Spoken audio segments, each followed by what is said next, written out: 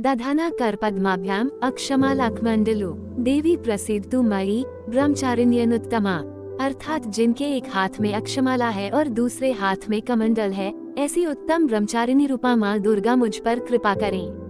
नवरात्रि के दूसरे दिन माँ दुर्गा के ब्रह्मचारिणी स्वरूप की पूजा की जाती है। माँ ब्रह्मचारिणी को ज्ञान और तप की देवी कहा जाता है। माँ ब्रह्मचारिणी ने ही भगवान शिव को पति रूप प्राप्त करने के लिए कठोर तपस्या की थी। आइए जानते हैं इस दिन की खास बातें। नवरात्र के दूसरे दिन माँ दुर्गा के देवी ब्रह्मचारिणी रूप की पूजा करने का विधान है। माँ ब्रह्मचारिणी के दाएं हाथ में माला और बाएं हाथ में कमंडल है।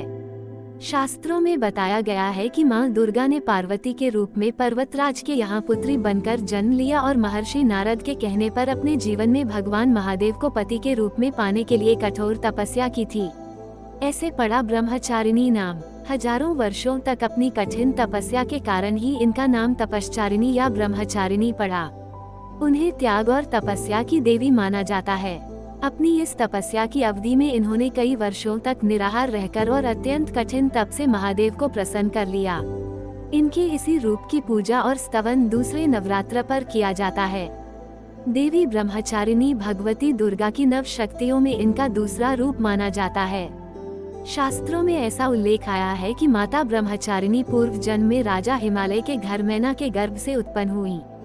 देवर्षि नारद के कहने पर माता ब्रह्मचारिणी शिव को पति के रूप में प्राप्त करने के लिए जंगल में जाकर हजारों वर्ष केवल फल का खाकर कठिन तपस्या की।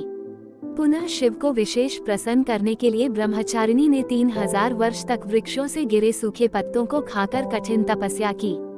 ब्रह्मचारिणी माँ की उपासना एवं आराधना करने से भक्तों को अनेक प्रकार की सिद्धि प्राप्त होती है, जैसे तप, त्याग, वैराग्य, सदाचार इत्यादि की वृद्धि होती है।